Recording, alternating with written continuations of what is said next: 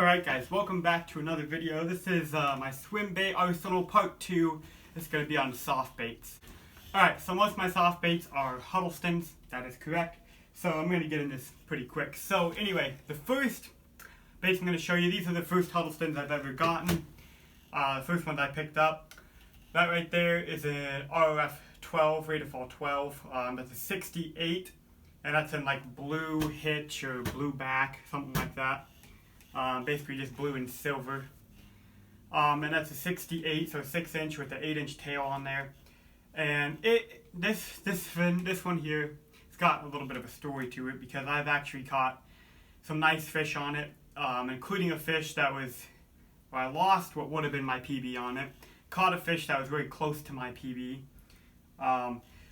on this bait right here. During the spring I was bed fishing with it, and because I ended up hooking so many fish and also a couple snags, the jig hook on there, which came stock with a jig hook, actually ended up bending so much that I decided it was too weak. You know, if I were to hook a giant fish, I'd probably bend it out. I didn't want to risk it, so I clipped it off and kind of did a Butch Brown style rig with a treble hook on the back.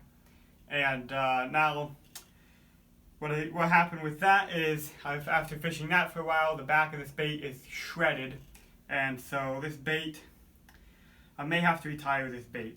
I'd love to keep fishing it because it has caught me so many fish, but I'll probably end up having to retire this and not fishing it very much. I did the gill mod to this one as well, as you might be able to see, and I think that could have actually caused some of the fish that I caught. Because of how awesome that gill mod is. But anyway, so there it is. First Huddleston. Second one here, I've also caught, I think I've caught one fish on this one, about a 3-pounder. It wasn't too long ago, it was like August, beginning of August. And how I did that is, well, first of all, I'll get into this bait. So this is a rate of fall 5 weedless Huddleston. The weedless ones are sick. If you can get your hands on these, I really want to get an 8-inch weedless because that would be awesome, but these weedless ones are awesome.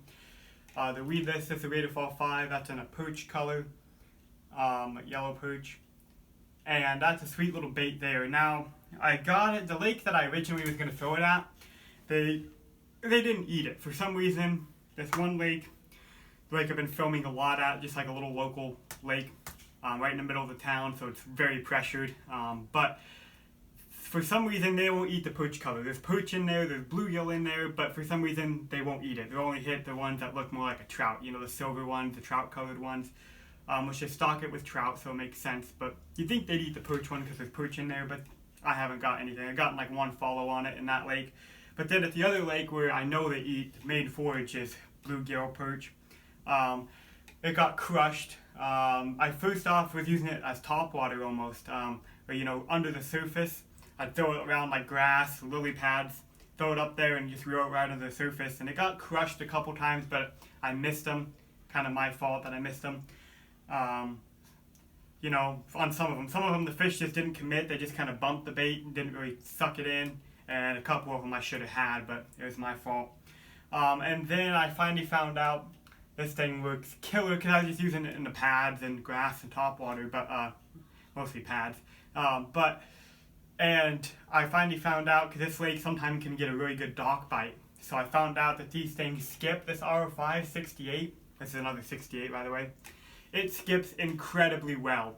I haven't tried skipping the other ones a whole lot, but like this little 68 RF5 skips incredibly well. What I did is we rolled up to a dock, skipped it way back under the dock. There's more to this story, but long story short, I skipped it way back under this dock, let it sink, creeping it out, got wrecked. I mean, it just whacked and swung and got a nice fish on it.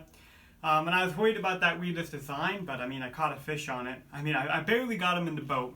We'll just leave it at that. I barely got him in the boat. Maybe if you guys want to hear a full story on that fish, I can do it. Comment down below. But barely got that fish in the boat. But I did catch a fish on that weedless one. So the weedless, I'm not so worried about it anymore. So now get into the bigger Huddlestons, the 8-inch ones. The first couple I picked up, this is a rate of fall 12, and that's in, I think, hitch, or blue hitch maybe. I rate of fall 12, and I actually marked the baits. I took a little paper clip. I saw this on a different YouTube channel. Keeping It Real Fishing, I think is what it is, if you want to find him. But I took a little paper clip, heated it up, and actually marked the tail, so I know what it is, you know, as I'm getting more Huddlestons and they're kind of mixing together, so I can know what rate of fall it is. So that's rate of fall 12. Did the gill mod on that as well.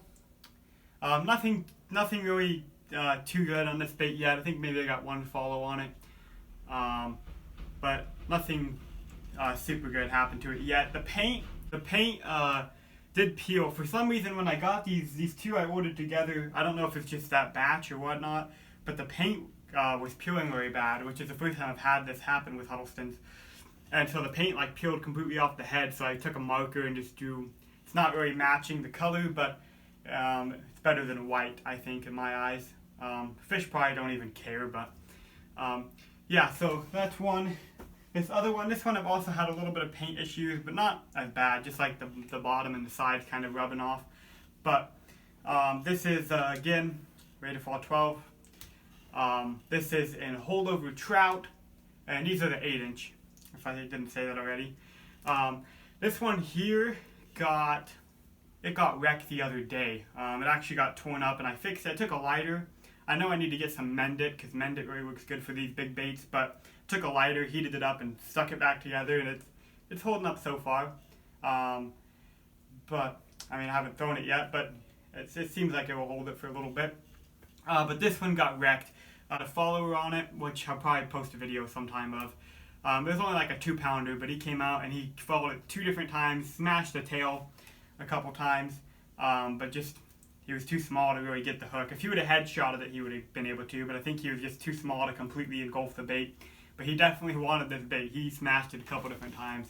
But then, so after that, a few days later, right, kind of at the beginning of the storm, the little, like, we had some hard rain, thunder, lightning. I was out there throwing, right before the storm really started, I was out there throwing this one, and I pulled up to a spot. It's in that video I just posted. Pulled up to a spot, threw it out there, and couple casts.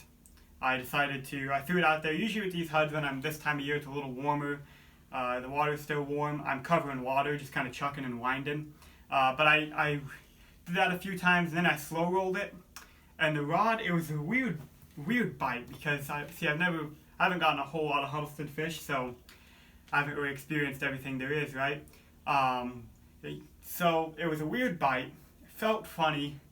My rod, it was kind of like a grass. There's a lot of grass in that lake, and so usually I get a lot of grass, and I know it's grass. But this was heavy. It was like I got a huge clump of grass. And so I didn't know what it was, so I set the hook. It was kind of a weak hook set, if you ask me. It wasn't the strongest hook set, because I didn't know. I thought it was just a big clump of grass, but I set the hook just to be safe. Sure enough, the rod buckled. I set the hook, the rod folded over, and I started hoisting this thing in. Whatever it was coming in, and I had it on for, maybe two seconds, something like that, and then it threw the HUD. And I still don't know for sure if it was an actual bass. I'm not really sure, but it was definitely something, and it tore up the bait a little bit. I had someone ask me if there was pike in there. Maybe it was a pike, but there isn't pike in that lake. Around here we don't really have pike, so it wasn't a pike. The only thing in there is maybe like a catfish. People have said there's sturgeon in there, but I doubt it was a sturgeon. A largemouth. Some people say there's smallmouth in there, and like rainbow trout, bluegill perch, that kind of stuff. There's not any pike or anything with big teeth, no muskie, anything like that. So I don't really know what it was, but it was definitely something. So then, hopefully this video isn't going too long. Then I got this new one, which I have yet to mark. Forgot about this. I need to mark this one. For now I remember, because it's the only one in the rainbow trout color, but it's 8-inch rainbow trout colored.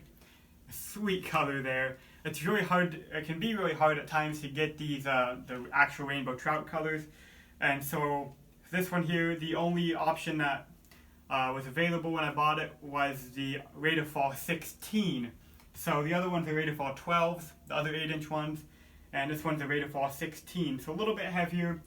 I haven't thrown it yet, so I don't know if I'm going to be able to, with the 12s, and with the 5, with the 68.5 especially, but with the 12s you can like throw it out there and just, you know, chuck and wind it, and kind of, you know, get it where you want it in the water column. With the 16, because it is heavier and it's made to fish deeper water, I don't know if I'm going to be able to do that as well, but definitely will be able to, you know, come in this winter in the colder months, drag this around on the bottom.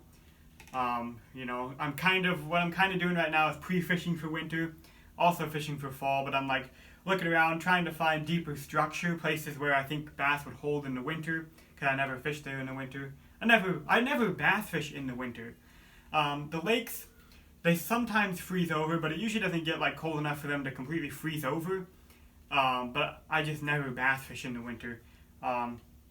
Because you know, it's so tough. I've tried it like once or twice and I never caught a fish. But with these Huddlestons, I'm going to be out there quite a bit this winter probably, dragging these around on the bottom. So I'm kind of looking for structure right now, deeper rock, you know, lay down, stuff like that, where I think fish might hold in the winter.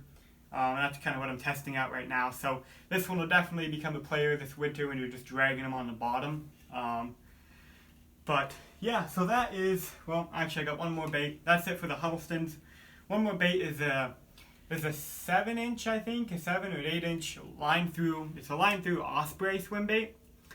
There's a line through bait, but I didn't really like, I don't know, this osprey. I really want to get a top hook osprey because I feel like they'd swim better. Because this one, I got it with the line through system. The tail was kind of kinked. It wouldn't swim straight, so I dipped the tail in some boiling water, straightened it out a little bit. It actually is pretty straight now. And still tried it, and it always kind of ran a little bit off. And I didn't really like that about it. And so what I did is I took the line through system out, took the weight out, put on a big belly swimbait hook. That's like a 7/0. I could probably go bigger, but that's 7/0 swimbait hook on there. And I actually was throwing it this summer in vegetation like I was doing with that RF5 Huddleston, throwing it up in, you know, lily pads, stuff like that, and just swimming it basically on the surface or right under the surface. And I only threw it a little bit like that, didn't really get any action on it, but I'm sure, you know, at the right place and time, that I love the color of that. It's like a ghost rainbow trout. But, you know, at some point, if I keep throwing this around, I probably won't throw it around too much this fall, maybe a little bit, but probably use it more next summer is when I'm going to be throwing that. But anyway, so that is my soft swim baits. So hopefully you enjoyed. Hopefully this video is not too long, because the editing thing that I use only lets me upload videos 15 minutes or less. Not really sure why. It won't let me upload anything over 15 minutes, otherwise I would. But so hopefully this video stayed under 15 and I can upload it. So thanks for watching. See you guys in the next video.